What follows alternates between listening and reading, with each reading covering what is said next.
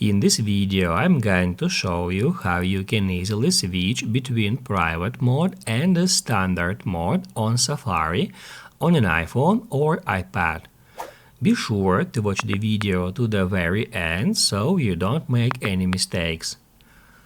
Let's get started, guys, and first off, open up Safari web browser, and then all you have to do is just tap at that button.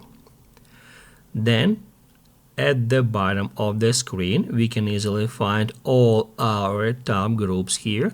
And if we scroll to the right to go left, we can easily find private tab here. I got two private tabs, and then we can easily switch to any of them. And also, while we are at a private mode, we can create new tabs in that simple way. To switch back to standard mode, just swipe to the left to go right. All the tab groups except the private are in standard mode. So here we got 3 tabs, here we got 2 tabs, and there are also several tabs here in that group, and that's how we can easily switch between them. If this video was helpful for you, don't forget to hit the like button.